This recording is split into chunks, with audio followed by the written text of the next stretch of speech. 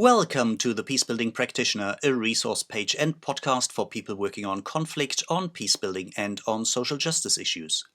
My name is Björn Eser, and I'm the founder of and shaker and maker behind the Peacebuilding Practitioner.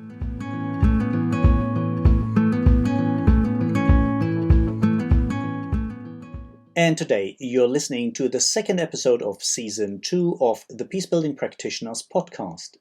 In Season 2, Antonia introduces us to the field of conflict-sensitive journalism.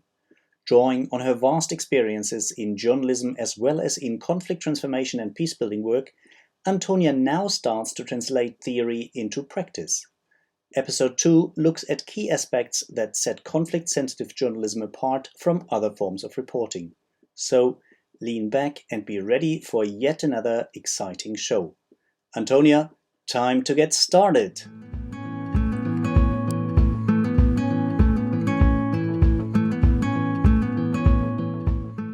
Hello fellow journalists, teachers and trainers, peacebuilders, students and passionate people dedicated to making the world a bit nicer to live in. I am Antonia Koop, former war journalist, technology innovator, serial entrepreneur and international coordinator of PECOJON, the Peace and Conflict Journalism Network, and you are listening to our podcast on conflict-sensitive journalism. Glad you're here and join me again for another episode.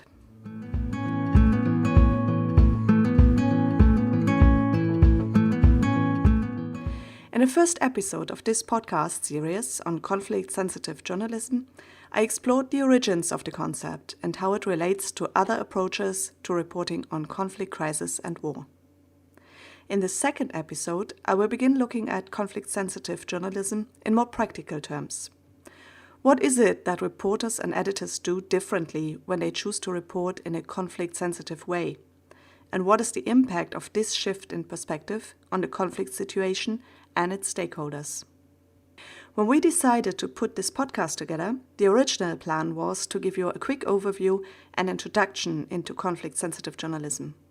However, I recently had the opportunity to discuss the state of available educational materials on CSJ with media educators, development organizations and journalists, and it became apparent that more useful training and teaching material is needed. Therefore, we will expand from the original plan and use this series to explain the CSJ toolbox in more detail. We will keep the following episodes a bit shorter, and I focus on one tool or principle per episode from the conflict-sensitive journalism toolbox. I hope this keeps the podcast interesting as an introduction, but also offers a useful structure for its use in teaching and training.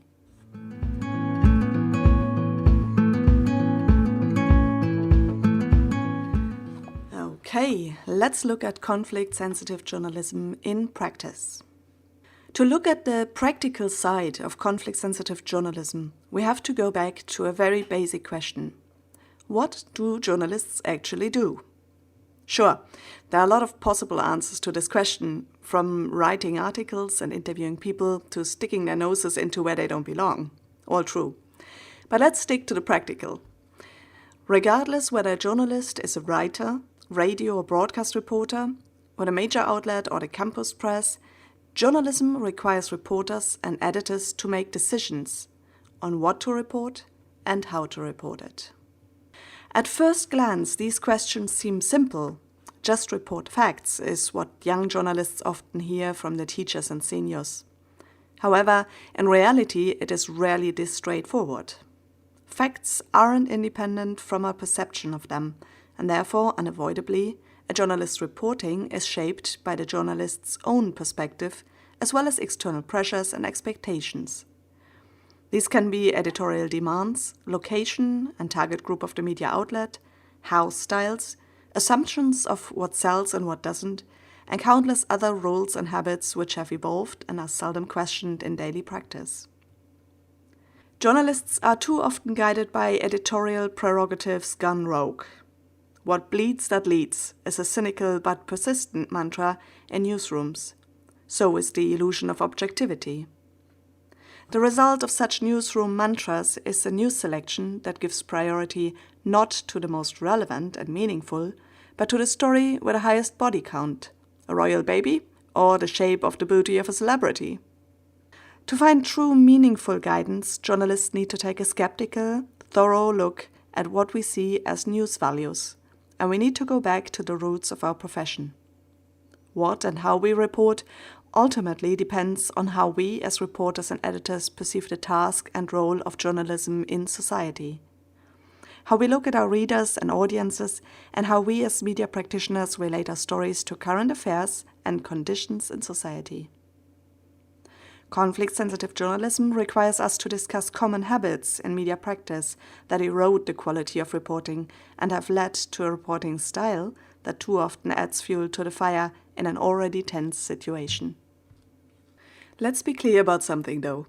These habits aren't caused by journalists being bad.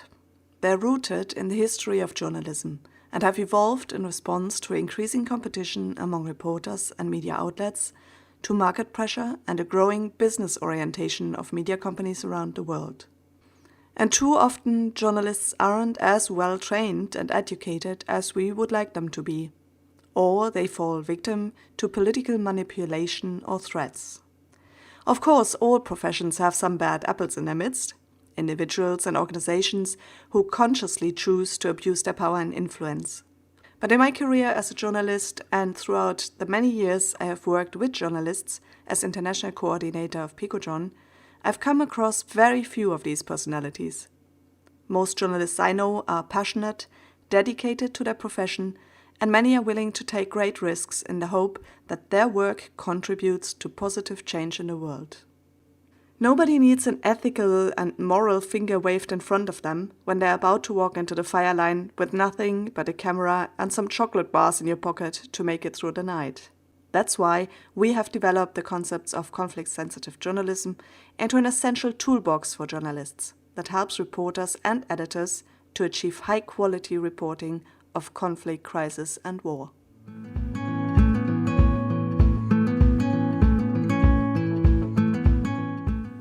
Key concepts of conflict-sensitive journalism. As mentioned in our last episode, the concepts of conflict-sensitive journalism are based on a deeper understanding of the dynamics of conflict.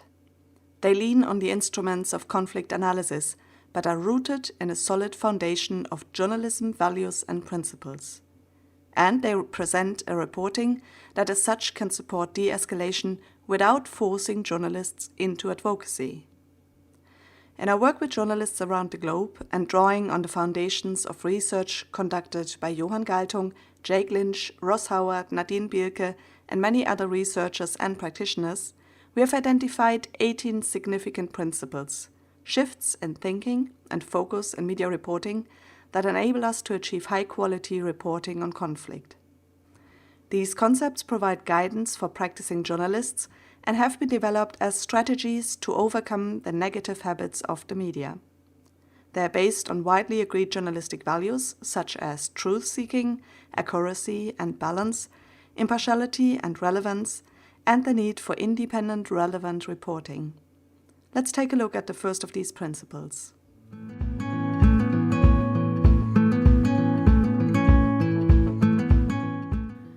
Principle 1. Discursive journalism and the role of journalists in society.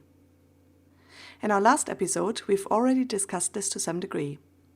For me, understanding truly and fully what role journalism plays in society is always the first principle, because it drives all the others. This is the place of origin, where we return to when we encounter dilemma and questions in our profession that we struggle to answer. Why are we here?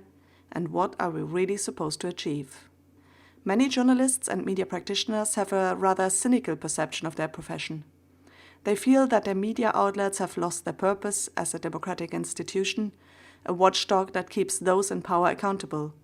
Instead, media has just become another business. The philosopher Noam Chomsky captured this perception in his propaganda model, where he describes the media as a business that produces readers for its advertisers. Conflict-sensitive journalism rejects this gloomy perspective.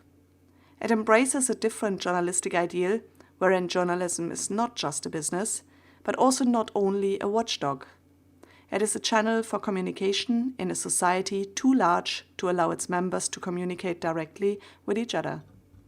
This concept has been framed by Carsten Broska under the term the discursive journalism model.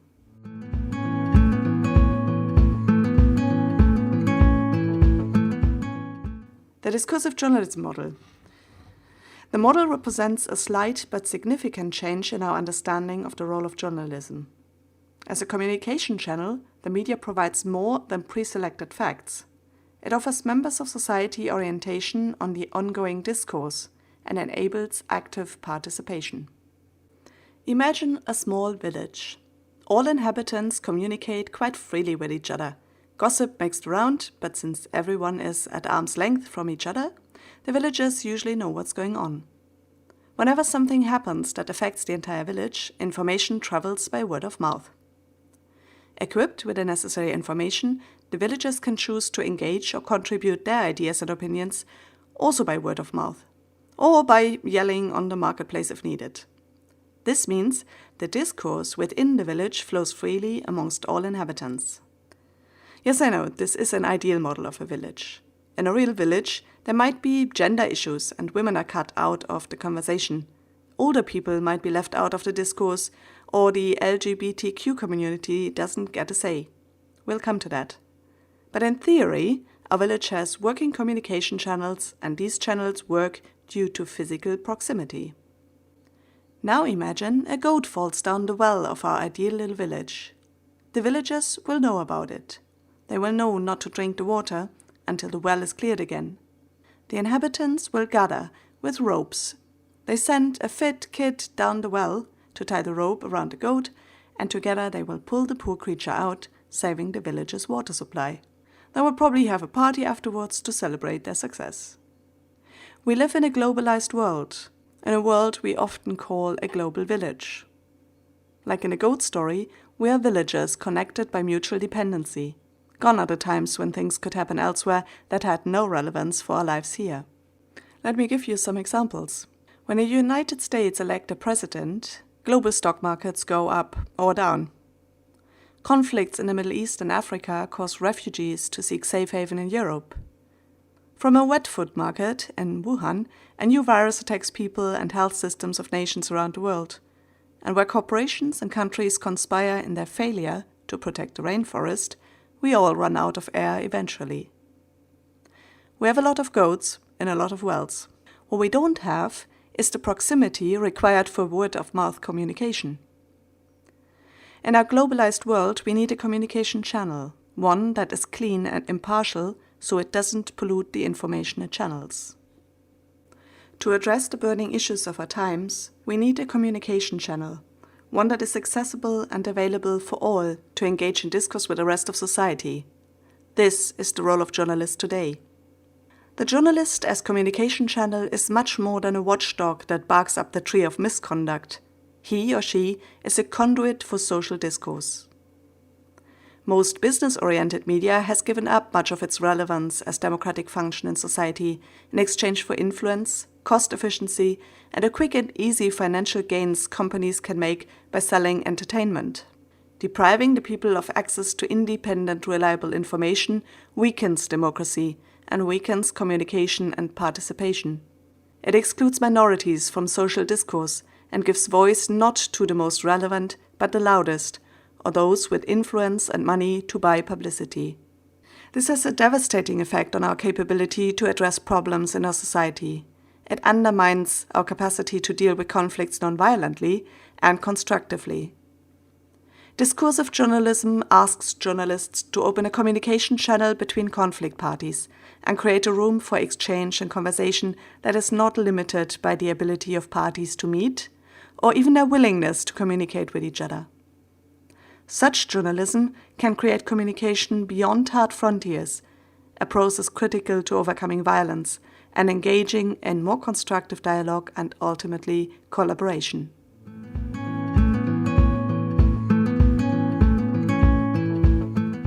Okay, let's wrap this up. The first principle of conflict-sensitive journalism is that we journalists need to reclaim our role in society based on the idea of discursive journalism. Journalists need to make choices about what to report and how to report it based on the role we play in making society work. and this role is to be a communication channel that enables members of the community to communicate, that provides access to factual and relevant information, and provides a channel for all members of society to participate in social discourse, to make their voices heard and their needs recognized. This, of course, includes minorities, because they are part of society. Giving a voice to the voiceless has always been part of the mission of journalists, which I think makes it clear that conflict-sensitive journalism isn't something alien. It is reviving and strengthening good journalism practice and high-quality reporting.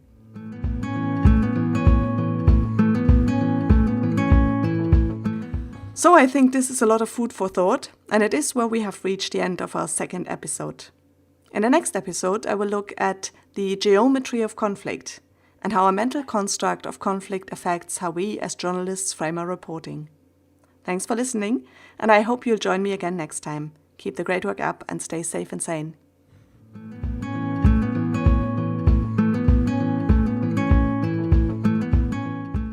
So much for today. I hope you enjoyed today's episode. Make sure you hit the subscribe button so you won't miss out on any of the future episodes.